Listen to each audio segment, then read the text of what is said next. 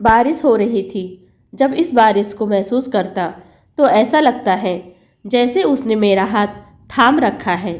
इस सन्नाटे में भी ऐसा लगता है मानो वो मुझे बुला रही है, मुझे आवाज़ दे रही है, मुझे पुकार रही है।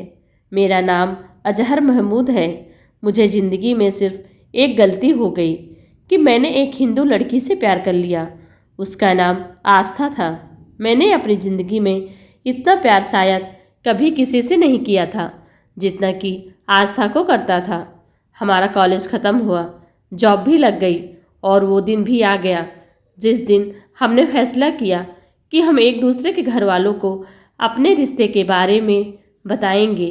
1 मई 2023 का दिन था जब मैंने अपने घर वालों को आस्था के बारे में बताया था।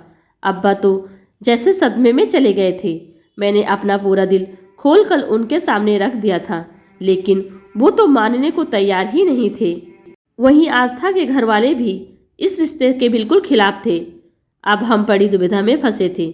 हर पल बस यही सोचते थे कि घर वालों को निकाह के लिए कैसे राजी करवाया जाए। मैंने बहुत कोशिश की, लेकिन ना तो अम्मी मानी और ना तो अब्बू। बहुत ज़्यादा ही खिलाफ थे। बहुत ज़्यादा हो तो मेरी बात सुनने को तैयार ही नहीं थे।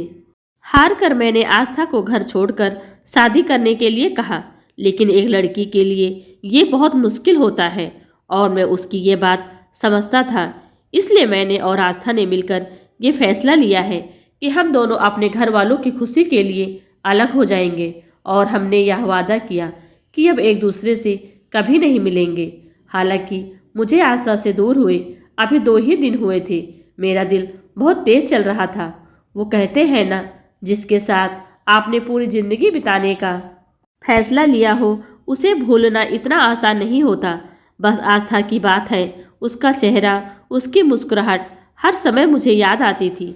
लेकिन करता भी क्या, माँ बाप की इज्जत और उनकी ज़िंदगी के आगे मैं हार चुका था। लेकिन 10 दिन बाद मुझसे रहा नहीं गया और मैंने आज तक की बेस्ट फ्रेंड वैशाली को फ़ोन करके आस्था का हालचाल पूछने की सोची। मुझे क्या पता था कि वो पल मेरी ज़िंदगी में कयामत बनकर आने वाला है, मुझे बर्बाद करने वाला है। मैंने वैशाली को फ़ोन किया और कहा, वैशाली, आस्था। मेरा इतना कहना था कि वैशाली ने कहा, आस्था की दुनिया में नहीं रही।